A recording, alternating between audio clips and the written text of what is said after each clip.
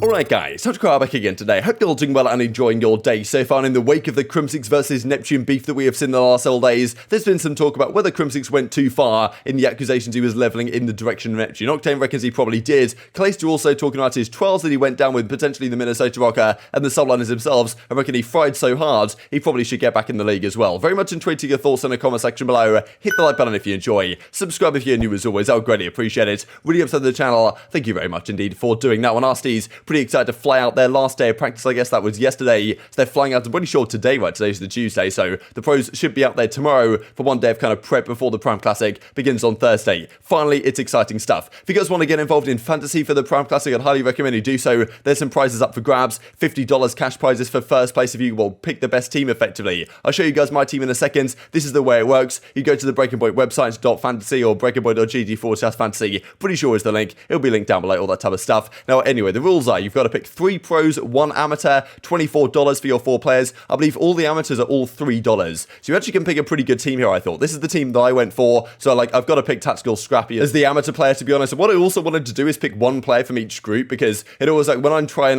pick my teams for this, I try and pick players that can't play each other, which maybe isn't really a good way to do it, but I always think that, okay, if one player plays another player, they're taking points away from each other, you know what I mean? It's I want them to be able to maximize playing against different people, which, maybe isn't really a valid consideration. So anyway, therefore, I picked 1 player from each group pretty much. Ultra Academy North America, they're in Group D. Envoy, it was actually Envoy I thought was surprisingly cheap here, but there was a few other very cheap players on Los Angeles Thieves and stuff. Then again, I'm pretty sure this is dependent to a great degree on how well these teams place. I think there is going to be some sort of placement multiplier where if you get out of the groups, your player gets something of a beneficial multiplier even if they don't perform individually that well. So I guess Thieves are expected not to do that well, therefore Envoy has a low price point. Scump was here as well, and then Cellium at 10. I don't think you could go too far wrong for that. But I suppose we'll see how it goes this weekend. Get involved down below. This also was interesting from Ghost Gaming, right? Ghost is looking for the following. COD players included here. Now, look, my expectation is this is probably going to be just some, content-related stuff, Warzone-related stuff, whatever. But still, who knows? Ghost Gaming were an organization in COD a few years ago, pre-franchise effectively. Maybe they're considering making the return. They're obviously looking for an awful lot of players right here. Doc sent to Martin an update as well. He's saying that the last few months have been pretty difficult for him in challenges. He hasn't quite got the success he wanted, but he's certainly putting his head down towards the end of the year. And he also mentions his stream was absolutely killing it yesterday, which is great to see. Max viewers, almost 3,500, phenomenal stuff. But this also, as Alex points out in the reply, he replied to the tweet saying, okay, Academy team when's it going to happen? And Adam Morrison over at Boston Breach likes this tweet, so probably implying that there is going to be a Boston Academy team at some point in the near future. Of course, with Doug being their substitute on the roster, you'd imagine he might well get involved in that, right, or be kind of on the Academy squad. So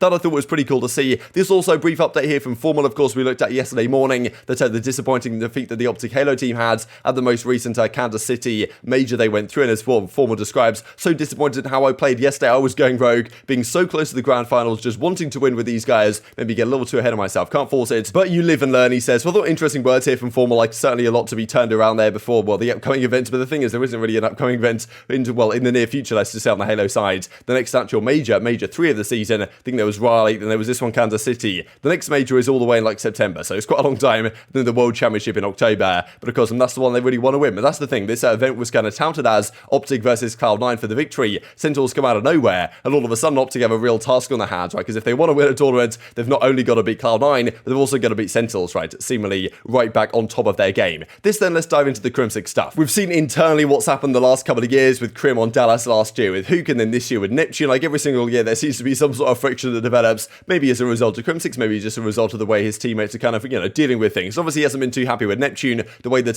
Neptune apparently was trying to throw Crimsix under the bus for certain things, and Crimsix was certainly responding in kind to some of these issues. And a few of the words he said were rather interesting, right? He kind of made it clear that, look, usually people, when their teammate is either, leaving the team or whatever, they will be very kind of cordial to their teammates and say, okay, yeah, they were a great teammate, it just didn't really work out. And Crim's look, that's not the case at all. This guy was really annoying. He ruined our team. We didn't want to play with him. This guy was super annoying. No one in the league wanted to play with him because the rest of the league effectively rejected any opportunity of giving a trade for him. And all this information that usually players don't say about former teammates was coming to light anyway. So look, it was rather entertaining. There's no doubt about it. And Crim was certainly making his thoughts very clear indeed. But the question was there, did Crimsix go too far?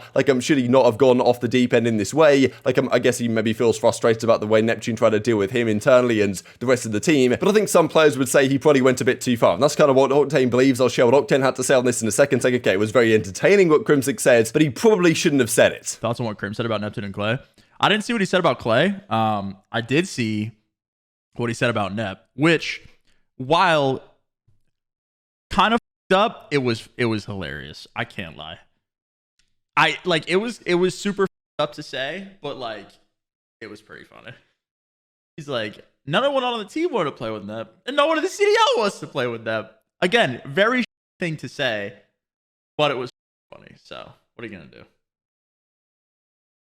Yeah, I didn't see what he said about Clay though. I only saw the Neptune clip. That Clay deserves another shot in the CDL. What a nice guy. What a nice guy, Crimsix. Did not have the same sentiment for Travis. That's tough. Can't win them all. Gowser, what's going on, buddy?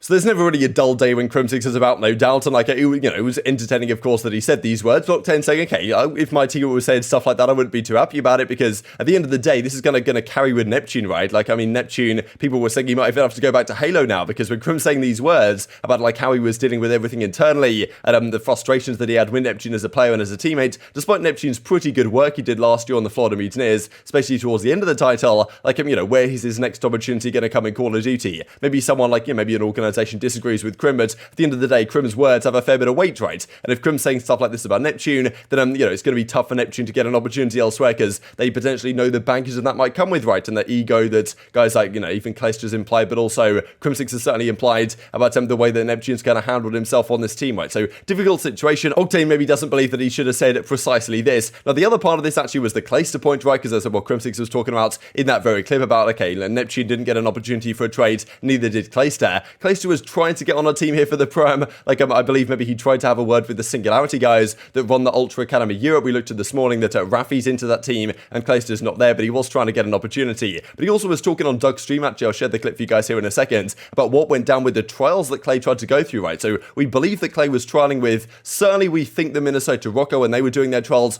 probably also, maybe not though, the New York Subliners, when he was like, okay, well, I am on your bench, guys, so you might as well give me a go in the starting team to make this work. They eventually, we believe, went with Crimsix, Hydra, Paul, X, and Kismet, but and then Clayster's not going to be there, but still, he reckons that in every single match he played in these trials, he was absolutely flying beyond belief, right, and saying, look, effectively, if anyone's listening to this, get me back in the league. And we're going to be like, all right, we need a filler for James. I think they're giving them the pro-am. If they get in the pro-am, I'm probably in back on the roster. Yeah.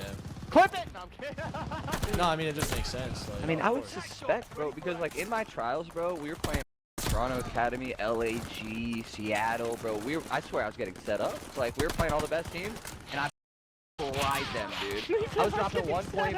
Dude. Wait, you're actually frying them? Bro, I was dropping 1.4s and all hard points. So it does seem to me that this probably was Clayster's opportunity to get back in the league in this mid-season break. Because it hasn't happened, it might be quite some time. There might be some other opportunity remaining in the rest of the season, right? And there has been some, he was even talking about going down to Challengers, giving that a go. That Boston Academy team, right, who knows? But, of course, as a substitute for a New York Subliners, might not work out too well. So, bit of a strange one, to be honest. We'll see how it turns out. Now, speaking of Octane, wanted to mention this, because this comes out from Charlie Intel yesterday. That, well, in Activision's annual report with the SEC, they said that Vanguard sales didn't meet expectations because of the World War II setting and at Classic, not enough innovation. So apparently they need more innovation. Let's go. Like, I mean, they always talk about innovation every year. Like, I wish they'd just keep some things the same and just innovate on other stuff. Like, they need to innovate a new word for innovation. That's all I'm going to say. But anyway, they reckon there's 3,000 people working on COD right now, which, as kind of Ronan says, it has to be good, right, with 3,000 people working on it. And, maybe Octane's happy, maybe he's not necessarily convinced that's going to be the case, though. This also, we did see this from Brian's stats, but I thought it was kind of cool to see in a graphicized format, I suppose, with it, well, time since winning a major tournament. Interesting in a way for Zero and John, just because they didn't compete for a season, right? So Zero was out in the Cold War season. He would have been there on the team, but I'm pretty sure, like, visa stuff got in the way.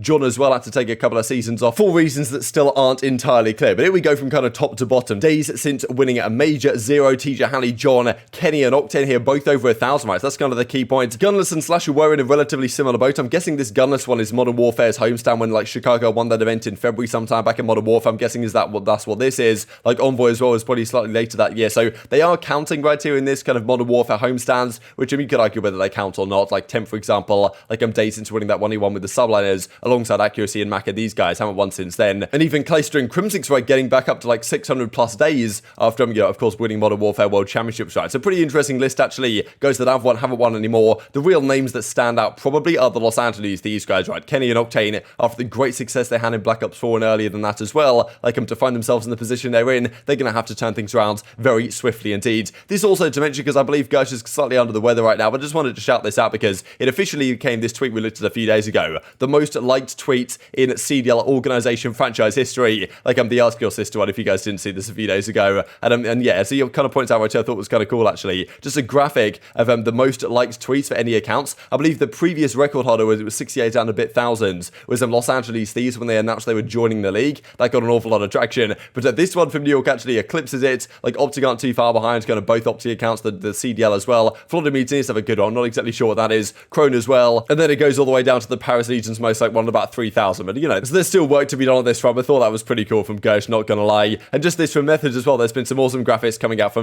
from Lion Man the last few days. This is Methods' career. Just does go to show how difficult it is to win tournaments, right? 48 tournaments he's played. Like he's played for 27 different teams, right? That's actually kind of crazy. Like I guess when you're changing teams every other week, it's rather difficult to win a load of series. And you know, his career series win loss and map counts aren't particularly good. But yeah, 3 finals appearances, 2 tournament wins, and a 1.10 KD. Since the CDL era, I don't know if you want anything kind of like pre-CWL days. I'm not really familiar with like all the way back in the day, but I'm guessing the 2 tournament wins are CWL Atlanta, where he was MVP in 2018 in World War II, and then I'm guessing the Toronto Ultra when they won their own home series back in Modern Warfare. But very much intrigued to your thoughts on all this stuff in the comment section below. Hope you guys enjoyed the video. If you did enjoy it, hit a like button, tell us your YouTube gods, this is a good video, and I was like you should see it as well, and hope grow the competitive Call of Duty community. Thank you as always, take care of yourselves, and I will see you next time. Where's our trophy? Yeah, where's our trophy? And where's my chain at, dude? Dude, I know where your chain's at. To try and totally take care of right from the get-go. All good, man. I mean, it's just we talked about. Dude, I'm such an idiot. I keep pulling out like the chain and showing it to Iz, and I'm like, don't hurt your eyes. On the right foot. Players like Royal Shoe, players like Posse, they're gonna. You got to top of the power, they're gonna. She hates it every time. I'm a moron. I've never had jewelry in my life, so I don't know how to act. I totally agree. You got to take it Oh, same. I can't wait till I have it. I don't know how to act with it.